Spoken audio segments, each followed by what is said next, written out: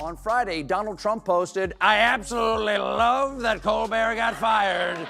His talent was even less than his ratings." Would an untalented man be able to compose the following satirical witticism? Go ahead and say it.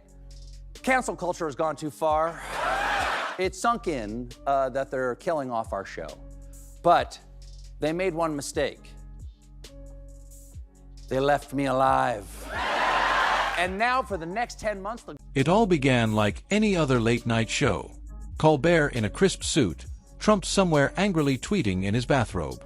But then the punchlines cut deeper, the grin grew sharper, and out of nowhere, Colbert went full savage mode.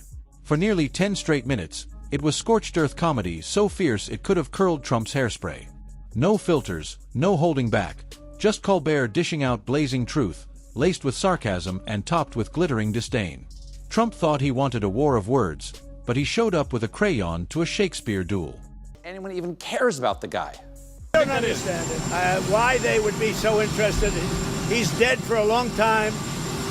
He was never a big factor in terms of life. There's a special kind of magic in seeing a self-proclaimed billionaire get completely roasted by a guy whose job is basically telling bedtime jokes to America's insomniacs. And when that guy happens to be Stephen Colbert, you already know Trump's ego is about to get steamrolled flatter than a MAGA hat in a factory press. Because honestly, nothing feels more like poetic justice than a late-night comic serving a president his own spray-tanned backside on a silver platter. It's just Saturday. On Saturday, Trump surprised the world, announcing that the U.S. launched strikes on 3 Iranian nuclear facilities. Now, were we facing an imminent threat? I don't know. On one hand, Iran's slogan isn't "life to America." But it's hard to trust Donald Trump to be the one making these kinds of decisions. It kind of feels like we're all in the back seat while the Uber driver goes on a road rage. Donald Trump thought he could pick a fight with Colbert, which is basically like a raccoon challenging a flamethrower to a staring contest. And Colbert, flashing that signature grin that says, "I read books and actually know what verbs are," didn't just clap back. He unloaded a comedy haymaker so fiery it could have been served with a side of Tums at Mar-a-Lago's all-you-can-eat buffet of delusion. Good night, ladies and gentlemen. My mustache comes to you with a heavy heart because while I was on vacation, my parent corporation, Paramount, paid Donald Trump a $16 million settlement over his 60 Minutes lawsuit. As someone who has always been a proud employee of this network, I am offended.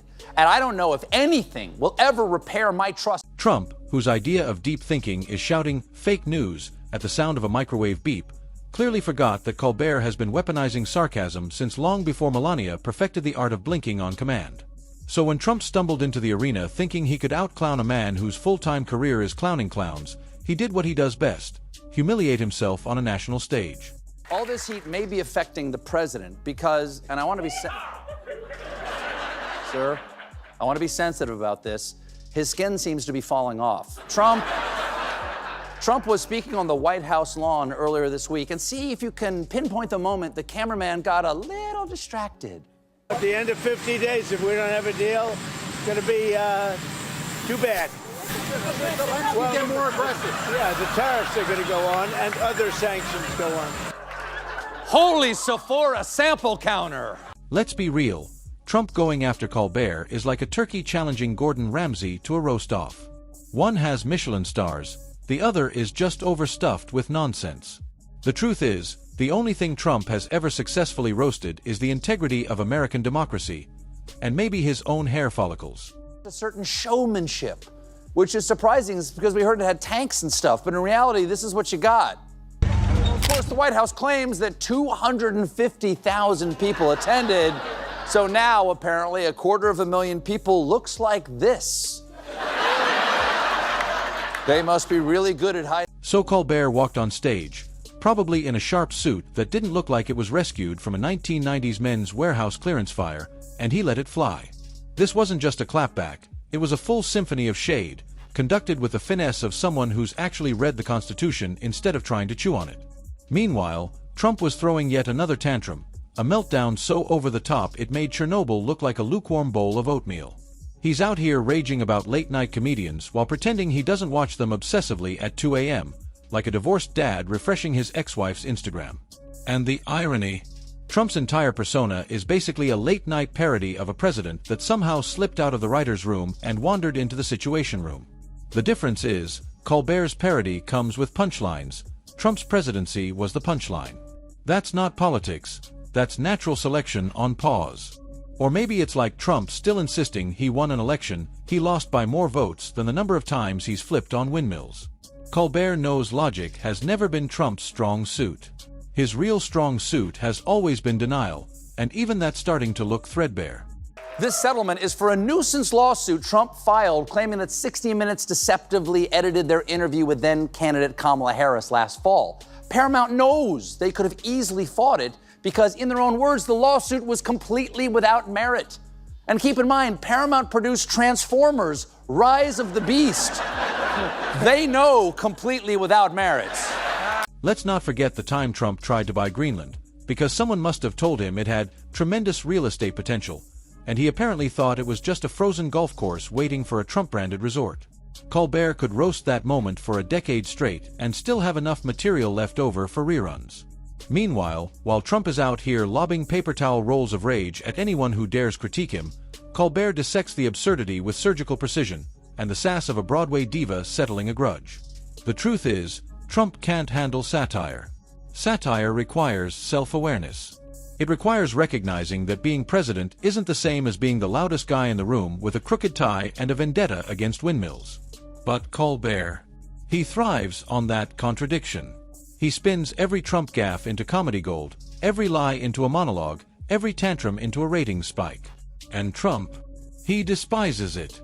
Because those aren't assets you can declare bankruptcy on, no matter how many contractors you've stiffed along the way. There is a tenuous ceasefire between Iran and Israel. What happened was around 6 p.m. last night, Donald Trump dropped this post. Congratulations to everyone. It has been fully agreed by and between Israel and Iran that there will be a complete and total ceasefire officially. Iran will start the ceasefire, and upon the 12th hour, Israel will start the ceasefire. Colbert didn't just respond, he dismantled. Every raised eyebrow, every perfectly timed punchline, every pause sharpened the blow until Trump looked like a walking meme of regret. And let's be real, watching Trump try to go head-to-head with Colbert is like watching a goose challenge a chess grandmaster. Lots of honking, plenty of feathers, and zero strategy. The best part? Trump walked right into it, like he always does. He thinks comedy works the same way as his rallies. Scream loud enough and someone will cheer. But Colbert doesn't need a mob. All it takes is a raised eyebrow, a perfectly dropped line, and suddenly Trump's blinking like he just learned Puerto Rico is part of the United States. And the more Trump spirals, the sharper Colbert gets. He's not just the guy pointing out the emperor has no clothes.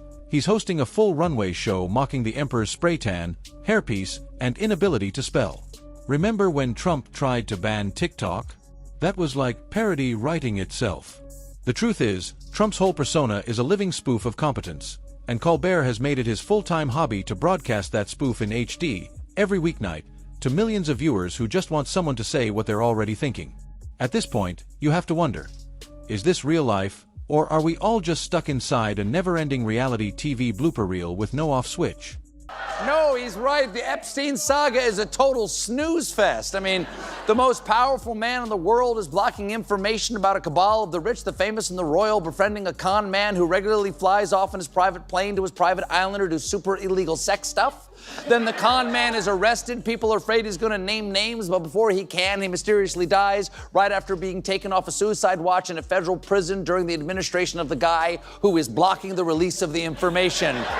Boring. Every time Trump lashes out, it's like tossing lighter fluid onto Colbert's fire.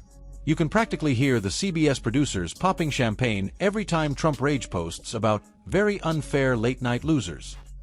Because when the guy who once suggested injecting bleach into humans calls you dangerous, you know you're doing something right. Trump loves to play tough, but his skin is thinner than the ice at a climate change summit. He can't handle comedians, can't handle criticism, and definitely can't handle being the punchline without a room full of sycophants clapping on cue. Meanwhile, Colbert stands there cool and collected, pointing out that the emperor isn't just naked, he's also yelling at a lamppost about voter fraud. And honestly, if that's not Emmy-worthy, what is? Remember Trump's plan for forest fires? Rake the forest. That's right, a man who thought the Earth's lungs could be maintained with a leaf blower. Trump obsesses over image, burying facts under fake tans and fog machines. Colbert, on the other hand, peels back the nonsense layer by layer, like an onion of absurdity that makes you laugh and cry at the same time. Mostly laugh until you cry, or cry because this guy once had nuclear codes. Either way, it drives Trump absolutely insane. For years, before he was, reelected, and recently, since they all got into office, a bunch of high-ranking people in Trump's administration have kept promising to release the files surrounding Jeffrey Epstein, his mysterious clients, and his suspicious death. But now, suddenly, for reasons that I legally cannot think of, Donald Trump seems desperate to stop us from knowing who Jeffrey Epstein's clients were. Trump can't silence comedians. Jokes move faster than lawsuits. He can't outwit Colbert either, because that would mean reading something longer than a dinner menu. And he can't even brag about crowd sizes anymore, because Colbert's punchlines rack up more views than Trump's very legal, very cool press conferences. The beauty is, Colbert doesn't need to exaggerate. He just frames the absurdity and lets the audience connect the dots. It's like watching people slowly realize their so-called business mogul hero once tried to buy a hurricane with Sharpie ink and wishful thinking. At this point, Colbert roasts Trump with such surgical precision you'd think he majored in political satire and minored in presidential clown studies. And let's be honest, the material never runs out. Trump's social media app is flopping harder than his casinos, his legal troubles are piling up like expired Trump steaks in a Mar-a-Lago freezer, and yet he keeps charging into battle like a malfunctioning Roomba trying to fight its own reflection. Meanwhile, Colbert just sits back, popcorn in hand, monologue preloaded, ready to spin Trump's latest disaster into comedy carnage. Trump craves control. Colbert thrives on comedy. And let's face it, Trump's idea of clapping back is releasing a press statement that reads like a ransom note scribbled by a sleep-deprived toddler. Colbert's response? 5 minutes of razor-sharp satire delivered with a grin so smug it could power a Tesla. Unlike the payoffs from ABC and Twitter, Paramount's settlement did not include an apology. Instead, that's good. Instead, the corporation released a statement where they said, "You may take our money, but you will never take our dignity. You may, however, purchase our dignity for the low, low price of $16 million. We need the cash." The truth is, this was never a fair fight. It's a massacre of dignity, of logic, and of hair gel budgets.